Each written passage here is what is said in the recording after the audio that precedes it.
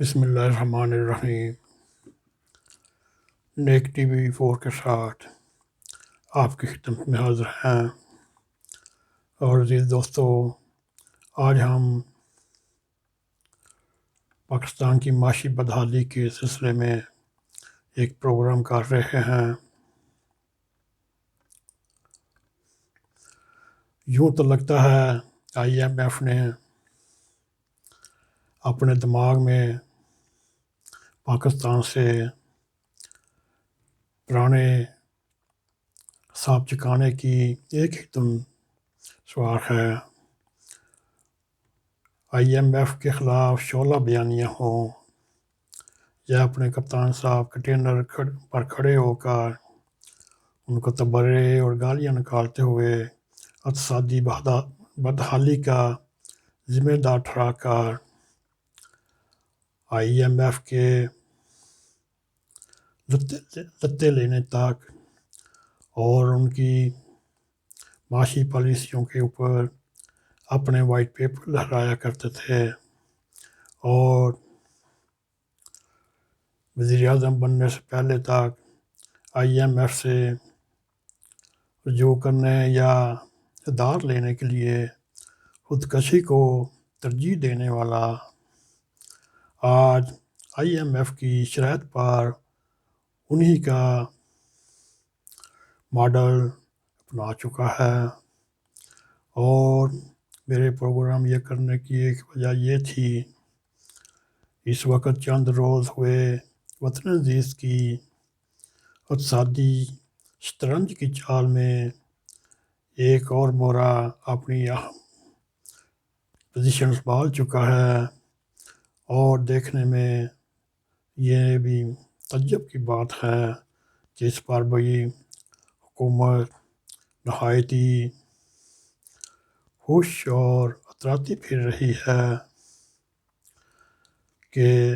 IMF کے خلاف سبھی بڑے بول ڈول پول کھولنے کا ایکشن نظر آ رہا ہے۔ اور دوستو، یہ تو ہونا ہی تھا کہ لگتا ہے عوام کے ساتھ ایک بار پھر ہاتھ ہو گیا، اور عوام کو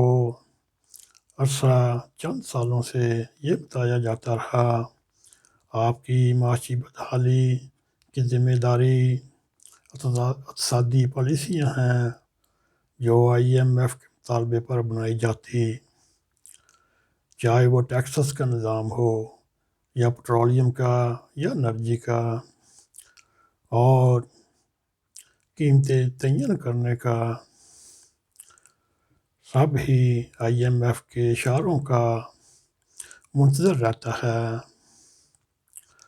اور کنٹینر پر چڑھ کر عوام کو یہ یاد دلاتے رہے ہمارے پاس ماہرین کی ایسی ٹیم کام کر رہی ہے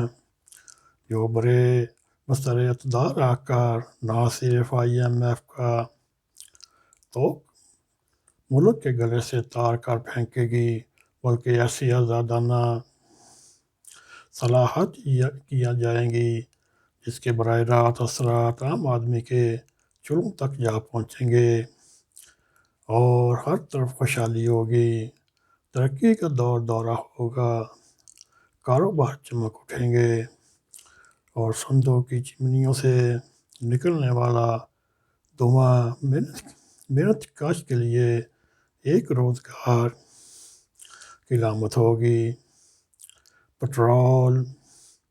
گیس، بجلی کی قیمتوں میں راتوں رات اضافہ کر کے عوام کی جیبوں پر ڈاکہ نہیں ڈالا جائے گا، اور 73 سال سے لٹتے اور مٹتے عوام ان سب بیانوں وعدوں کو سچا مان کر 2018 میں عام انتخابات میں تحریک انصاف کو حکومت دے کر اپنا مقدر بھی ان کے ہاتھ میں دے بیٹھے، اور جیسے ہی اقتدار میں آتے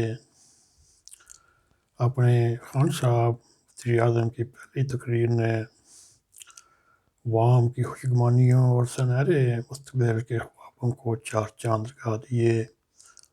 اور یہ خوشگمانیاں تھوڑا سا ہی گزرا تو جوں وقت گزرتا گیا طرز حکمرانی کا ہر عوام پر ان کا ہر پہلو عیاں ہوتا گیا تو عوام کو یہ احساس ہونے لگا ان سے ایک بار پھر وہی یاد ہو گیا جو ہر الیکشن میں ہوتا رہا اس بار وہ جسے اپنا ہیرو ناہندہ نجات سمجھتے رہے اور اب وہی ان کے لیے نجات حاصل کرنے کے لیے ہاتھ ٹھا کر جوڑیاں پھیلا کر اور یہ دعائیں مانگتے نظر آئے کہ کب اس نالائق حکومت سے چھٹکارا حاصل ہوگا اور یوں کی توں اور بر سے برتر حالات ہوتے گئے ہر آنے والا حکمران سابقہ حکمرانوں کے کھاتے میں ڈال کر اور اپنے حصے کی خرابی کو پیش کر خود دودھ کا دلہا بتا کر چلتا بنا اور یہ کہ بدترینی حکمرانی کا ایک نہایت ہی سامنے نظر آ رہا ہے نیت داروں سے لے کر فیصلوں اقدامات تک ہر طرف خرابی ہی خرابی نظر آ رہی ہے دوستو دور حکومت نواز شریف کا ہو بے نظیر کا ہو پرویز مشرف کا ہو اسد علی زرداری کا ہو ان سب نے اپنے ہی عوام سے اپنے حصے کا تاوان وصول کر کے ملک و قوم کو تمویا کر دیا اور اقتصادی معاشی ماہرین کی ایک ٹیم پاکستان تحریک انصاف کی حکومت کی صورت میں سامنے آئی لیکن ان سبھی کی قابلیت اہلیت نامعلوم کارکردگی سے صفر سے بھی گزری نکلی اور ان کی اقتصادی ٹیم کے چیمپئن اسد عمر وہ چند ہی اوورز میں بولڈ ہو کر گھر کو سدھارے پھر قوم پر دوستو یہ عقدہ کھلا ان کے پاس نہ ہی ماہرین کی کوئی ٹیم تھی نہ ہی کوئی ہوم ورک تھا یہ سب زبانی جمع خرچ الفاظ کا گورکھ دندہ تھا جسے انتخابی نتائج پر اثرانداز ہونے کے لیے استعمال کیا دوستو معین قریشی سے لے کر شوکت دید سے حفیظ شیخ اور حفیظ شیخ سے رضا بکر اور حفیظ پاشا سے لے کر شوکت ترین تک نہ جانے کتنے کردار جن کی اس ملک و قوم کی کوئی وابستی ہے نہ ہی کوئی درد دور حکومت کسی کا بھی ہو یہ سبھی ادوار میں بیرونی ایجنٹوں کے ساتھ نازل ہوتے ہیں اور اپنے ٹارگٹ پورے کر کے چلتے بنتے ہیں اور اس کے بعد ادارے تباہی کی طرف گامزن ہو جاتے ہیں یوں جیسا کہ حفیظ شیخ کے بعد حکومت نے حماد اظہر کو وزارت خزانہ کا قلم دان دے کر یہ تاثر دیا کہ حکومت میں کوئی ایسا گوہر نایاب بھی ہے جو اقتصادی اصلاحات کے ساتھ ساتھ معیشت کو بھی سنبھالا دے گا لیکن انہوں نے بھی وزارت کا قلم دان چھوا ہی نہیں تھا اور ایک نئے مورے کی آمد کا اعلان ہونے لگا یوں شوکت ترین کو وزیر خزانہ بنانے کی چہم گوئیاں شروع ہوئیں دوستو یہ سننے والی بات بڑی اہم ہے شوکت ترین کو وزیر خزانہ بنانے کی آفر کی تو جس پر شوکت ترین نے سب سے پہلے اپنا یہ مطالبہ رکھا اگر انہیں وزارت خزانہ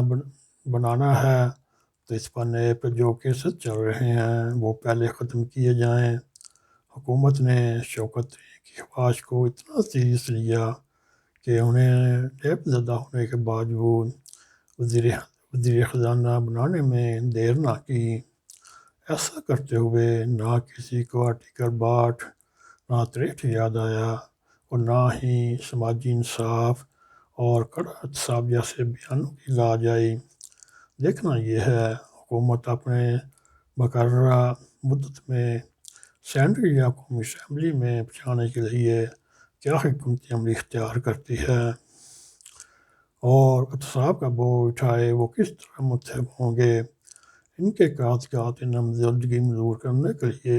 کیسے کیسے عذر یا جواب تراشے جائیں گے، اور کیسے کیسے جھوٹ اعلیٰ قسم کے جھوٹ بولے جائیں گے، چاہے وہ وزیر اعظم ہو، چاہے وہ معاونین خصوصی ہو، چاہے مشیران ہو۔ دوستو، یہ تھا ایک پاکستان کی معاشی بدحالی کو سنبھالا دینے کے لیے ایک مورے کی بساط پہ اہم پوزیشن۔ اب ہم دیکھتے ہیں یہ مورا پاکستان کے لیے اور کتنا مفید ثابت ہوتا ہے، یہ بھی دیکھنے کی کوشش کریں گے۔ یہ پاکستان کو معاشی بحران، معاشی بدحالی سے نکالے گا، اور کیسے نکالے گا۔ وقت کم ہے، مقابلہ بڑا سخت ہے۔ آپ بھی انتظار کریں، ہم انتظار کرتے ہیں، دیکھتے ہیں محترم شوکت ترین صاحب کون سا جادو کی چھڑی لے کر وزارت خزانہ کو سنبھالتے ہیں، اور پاکستان کی معاشی بدحالی کو معاشی خوشحالی میں تبدیل کر کے ملک کو کہاں تک لے کے جاتے ہیں۔ ان 3 سال کے عرصوں میں ہم نے تو یہی دیکھا ہے، قدم پہ قدم پہ جھوٹ، سچائی سے دور، اور ہاتھ میں تسبیح پڑھ کے باجماعت جھوٹ بولنے کی جو ان کے مشیران، ان کے معاونین خصوصی، ان کے وزراء، یہ تو اللہ ہی جانتا ہے، اور اللہ ہی ان کو سچ بولنے کی توفیق عطا فرمائے۔ اب یہی ہے دوستو، مقابلہ سخت ہے، ٹائم تھوڑا ہے۔ آئیے آج ہم یہ بھی کہنے پہ مجبور ہیں، اللہ تعالیٰ پاکستان کو اپنے حفظ و امان میں رکھتے ہوئے اس کو ترقی کے منازل طے کرتا جائے، اور دشمن کی نظر بد سے بچائے۔ دوستو، یہ تھا آج کا ہمارا معاشی بدحالی، اور ایک مورے کے نام پہ ایک مضمون آپ کی خدمت میں پیش کیا۔ امید ہے آپ کو پسند آیا ہوگا۔ اگر یہ پسند آئے اس کو لائک بھی کریں، شیئر بھی کریں، اور کمنٹ سیکشن میں جا کے اپنا ذاتی خیال کریں، اور ساتھ ہی سبسکرائب کریں۔ دوستوں، جانے سے پیشتر بیل آئیکن کو پریس کریں تاکہ ہماری تازہ تازہ ویڈیو آپ تک پہنچی ہیں۔ اس کے ساتھ ہی ہمیں اجازت دیں۔ السلام علیکم ورحمۃ اللہ وبرکاتہ۔